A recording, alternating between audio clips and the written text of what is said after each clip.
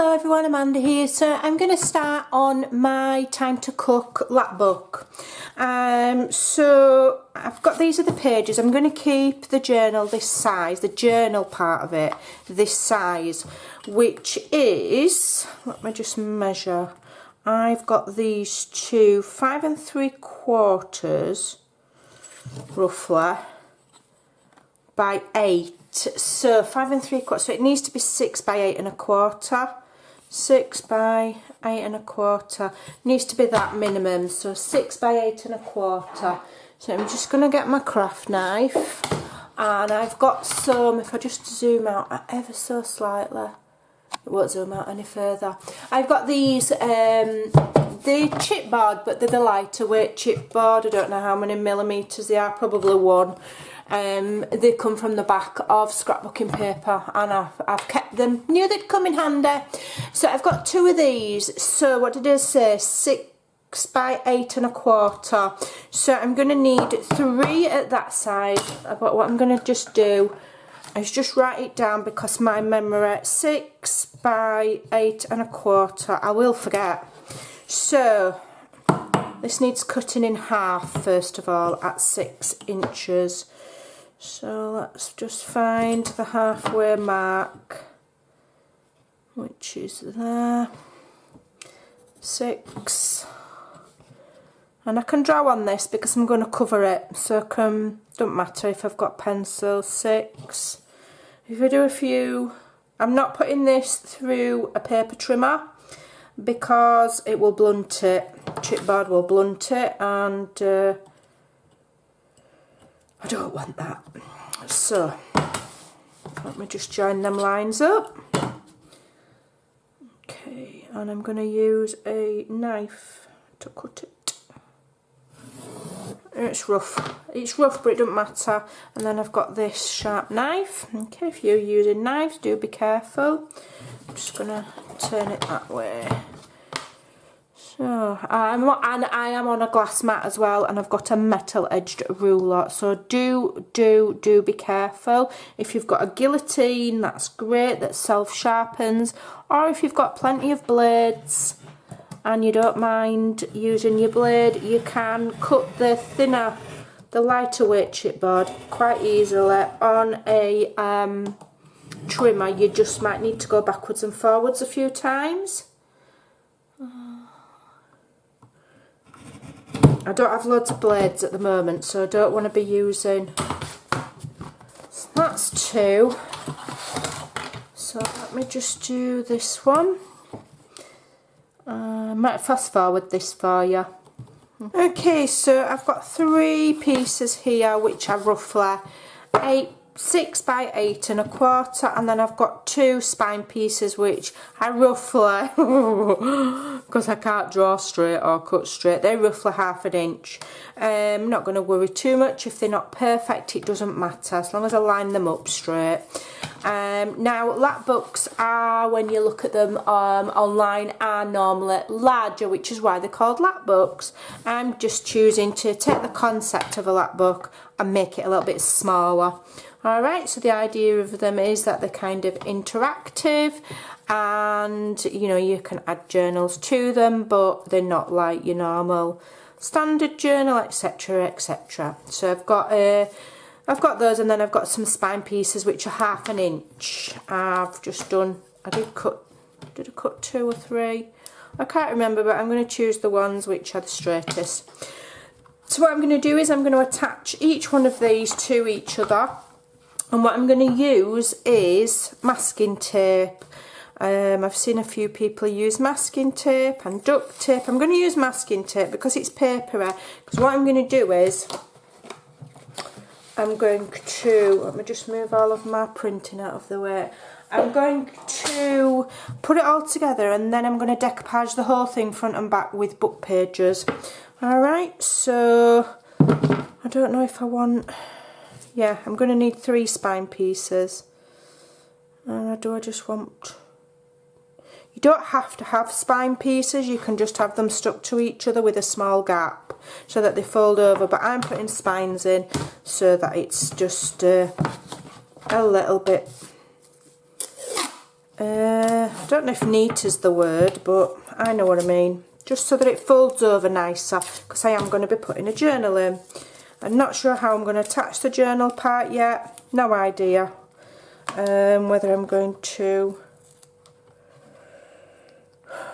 sew it in, or whether I'm going to stitch it in, glue it in. I might do twine binding actually, it might be easier for this. Right, so that's one piece, and what I'm going to do is just do my spine. I'm just going to use my paper crafting sander just to, and then I'm just gonna, I'm just doing this by eye, but you do want about the same thickness minimum of the chipboard to make sure it'll fold easily. Yeah, that'll fold over there easy. So that's that bit attached. Alright, and then I'm going to put some more it's not washi tape, it's masking tape. Some more masking tape. And I will do the rest, and then I'll come back and show you how it's going to go together. So bear with me. Okay, so I have stuck all of my 3 covers and my 2 spines together. So basically it's going to fold like that, and then it's going to fold, hold on, like that. Okay, so it's like a tri-fold. Alright, so both of those spines are roughly the same size. Now it looks flippy floppy at the moment, but what I'm going to do is I'm going to reinforce this with more masking tape, and then I'm going to decoupage the whole thing with recycled book pages and some acrylic wax. So I might speed it up to show you that process, and then edit it until I've done. Alright, bear with me. Okay, so that's completed my masking tape, and I've gone round a couple of times so it's nice and strong. What I'm just going to do is I'm just going to go in with my bone folder, and in those gaps I'm just going to run it down, then the masking tape's right into the grooves, and it's nice and stuck to each other. The great thing about masking tape is that it is, you know, if you don't get it straight, you can peel it off and have another go. It's a bit like washi tape. Yet it's still strong enough for those spines. And also what I'm going to do, obviously, I'm going to go over with book pages, which will reinforce it, and then with the acrylic wax it will make them the spine nice and strong, because it'll be a little bit like putting papier-mâché over the top of it. Alright, and then what I can do is we'll have this as like, these two as like the lap book with all flips and pockets and interactive things, and then I'll maybe sew a small journal into this bit, or add twine binding, or not sure yet, but we'll see how we go. So I'm going to decoupage this with the book pages. Now I got this book specifically, sew it and got it for this project, and I'm really a little bit loath to pull it to pieces now. So you can see how much I paid for it. It's a lovely chunky book, and it's called Mrs. Beeston's Book of Household Management. It's in really good condition, and it's obviously, you know, like a Victorian lady of the home has written it, sort of thing. So it tells, you know, you've got recipes and medical things, and how to look after your understairs servants, etc. And then I thought, well, it's a 1980s reproduction, it's not original, it's not got any age to it, so why not use it? So what I'm going to do is I'll probably use some of the images within the journal, very much like I did with my detective one, and then some of the nondescript pages I'm going to use for decoupaging. And then if we look, we've got some lovely images and things that I could cut up and use. Look at that one, cut up and use within the journal with little tags or embellishments or whatever. We've got all sorts in there, so that's what I'm going to use. So yeah, let's find, this is just about vegetables and soup and things, so we'll have some of these pages for decoupaging. So I'm just going to tear them out. I think it's string bound, this book, so I'm not necessarily going to take it to pieces carefully, because I don't think I'm going to be able to. I think it's all sewn and then glued, but let's have a look. If I just, so I'm not too worried about cutting the, if I cut the front covers on this one. The reason being, it's got this plasticky coating on, so I don't know if I'd be able to reuse it, but we'll see. I'll try and be careful. I might be able to reuse it. It's a little bit thick for what I do. But gosh, if you did a journal that thick, you'd be there forever. But I'll be careful just in case, I guess. I'm just literally going to cut that off. Okay. Don't know if I'll be able to remove that picture of Mrs. Beeston, but I'm not worried. So for example, this I may well remove and use that in the journal. And then what have we got here? Household management.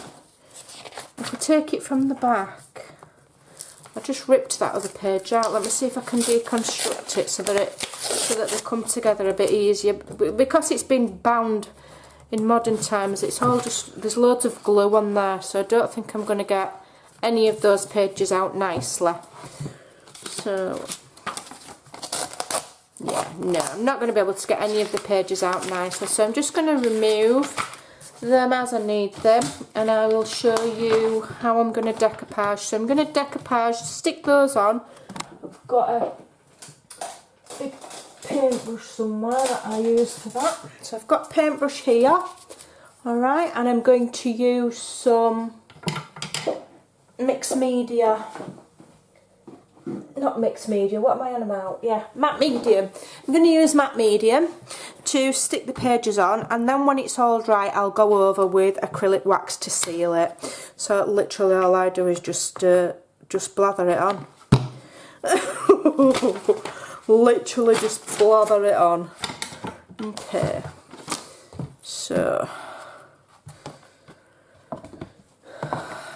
and then just spread it about.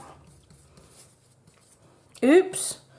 I've got excuse me, sorry, I've still got a cough from having COVID, so I can't really control it, sorry about that. But I've just slattered that all over myself.